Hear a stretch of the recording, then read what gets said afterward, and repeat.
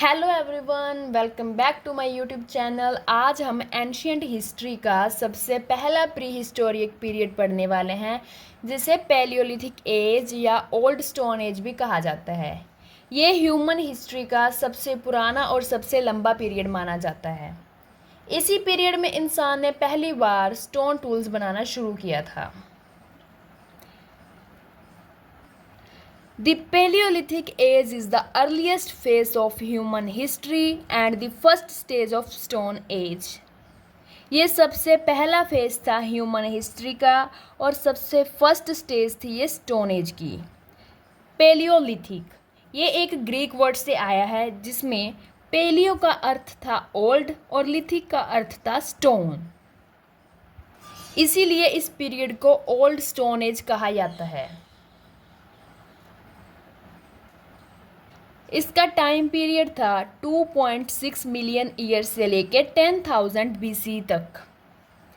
It is called the old stone age because human mainly use rough stone tools hairs. इसे old stone age इसलिए कहा जाता है क्योंकि जो ह्यूमन थे यहाँ पे स्टोन के टूल्स का ही यूज़ किया करते थे लगभग। तो चलिए अब हम बात करते हैं कैरेक्टरिस्टिक्स ऑफ पैलियोलिथिक एज। सबसे पहले हम क्लाइमेट की बात करेंगे। पैलियोलिथिक एज के दौरान अर्थ पर आइसी आइस थी, यानी कि आइस एज चल रही थी। आइस एज का मतलब है कि धरती का बहुत बड़ा हिस्सा बर्फ़ से ही ढका हुआ था।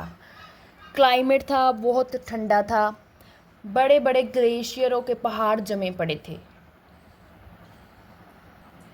सी लेवल भी आज के मुकाबले बहुत कम था क्योंकि ग्लेशियर्स जमे हुए थे।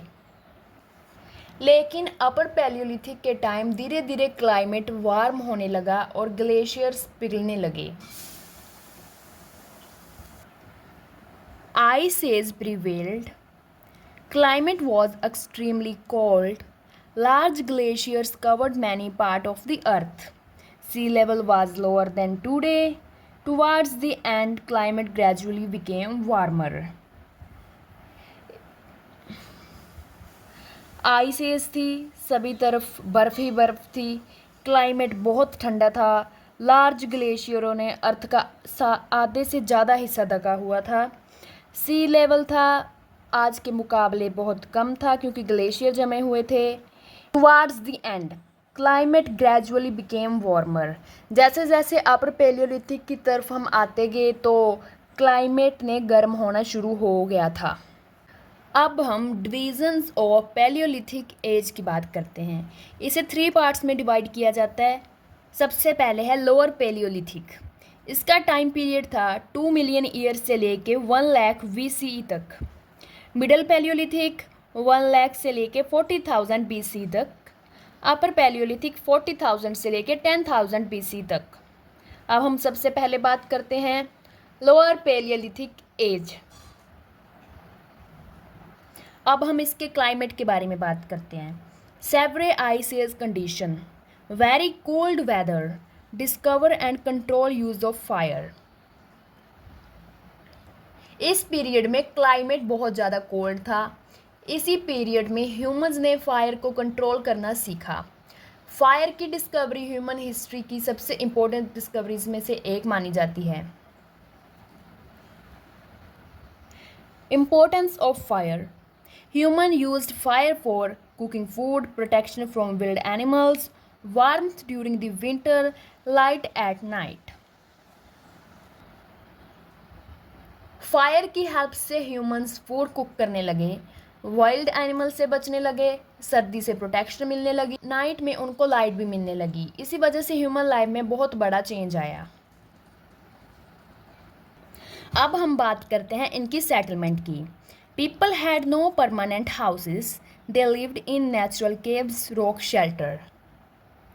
इस समय परमानेंट हाउसेस नहीं थे, ह्यूमन केव्स और रॉक शेल्टर्स में रहते थे। वो रिवर वैलीज और फॉरेस्ट एरियाज में भी रह लेते थे। दे वर नोमैडिक। नोमैडिक का मतलब है ये लोग एक जगह पर नहीं टिकते थे, मतलब परमानेंटली नहीं रहते थे। फूड खत्म होने पर ये एक जगह से दूसरी जगह जाने लगते थे। ऑक्यूपेशन, अब हम बात करते हैं इनकी ऑक्यूपेशन क्या थी। There was no agriculture, agriculture बिल्कुल भी नहीं था। इनकी मेन ऑक्यूपेशन थी hunting, gathering, collecting roots, fishing. यानी कि ये शिकार करते थे, फूड गैदर करते थे, जड़ें काटते थे। Humans dependent completely on nature, humans प्रकृति के ऊपर ही पूरी तरह से डिपेंडेंट थे। अब हम बात करते हैं इनके टूल्स की।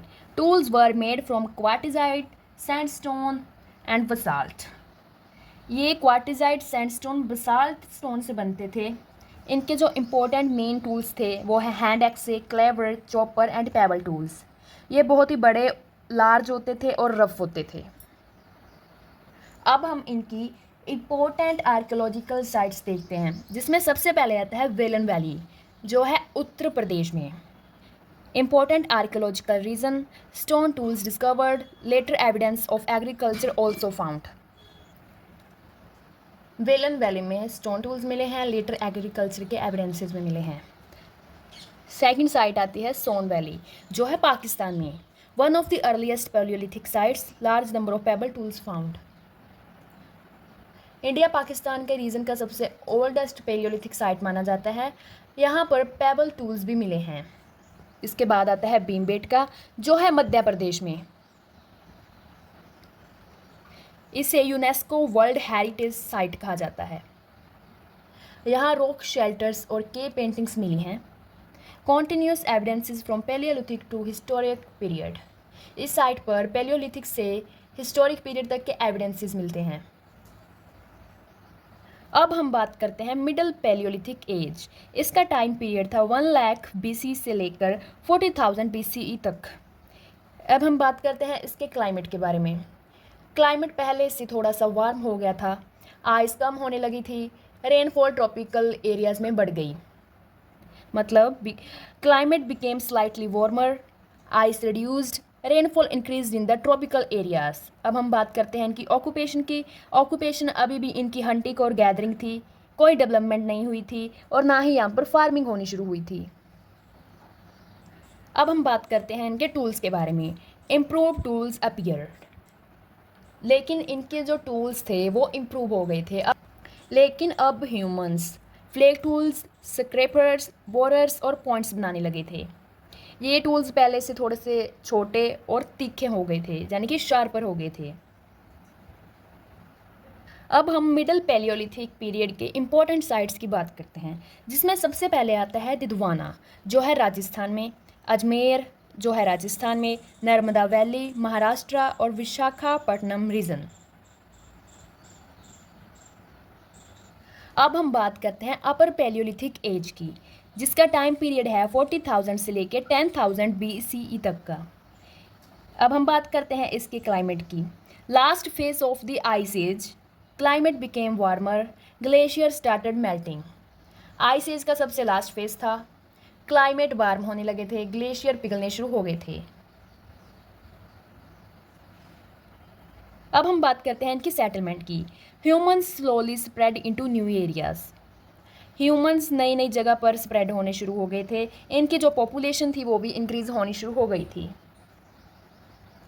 ऑक्यूपेशन अभी भी इनका हंटिंग और गैदरिंग ही था, लेकिन इनकी टेक्निक्स थी जो इम्प्रूव हो गई थी। एनिमल डोमेस्टिकेशन के इनिशियल एविडेंसेस भी यहाँ मिलते थे। बेटर फूड कलेक्शन हो गई थी इनकी। इनके टूल्स हैं ब्लेड टूल्स, फ्लिंट टूल्स, बुरेन्स और bone tools. These were much lighter and sharper. ये टूल्स पहले वाले टूल्स से ज़्यादा हल्के और ज़्यादा शार्प थे। इनकी इम्पोर्टेंट साइट्स हैं वेलन वैली, जिसमें एनिमल्स बोन्स मिली थी, और दूसरी इम्पोर्टेंट साइट है मुच चतला चिंतामनु गावी, जो है आंध्र प्रदेश के कर्नूल में। Evidences of our Palaeolithic occupation. अब हम बात करते हैं सोशल लाइफ की। इनकी सोशल लाइफ कैसी थी? छोटे छोटे ग्रुप होते थे, 20 से 30 जने होते थे उस ग्रुप में। फैमिली सिस्टम जो था वो डेवलप नहीं हुआ था। जो मेंस थे वो शिकार करने जाते थे और वुमेन फूड गैदर करती थी। इस पीरियड में कोई कास्ट सिस्टम नहीं था, लेकिन ह्यूमंस नेचर को रिस्पेक्ट करते थे। अब हम देखते हैं इम्पोर्टेंस ऑफ पैलियोलिथिक एज।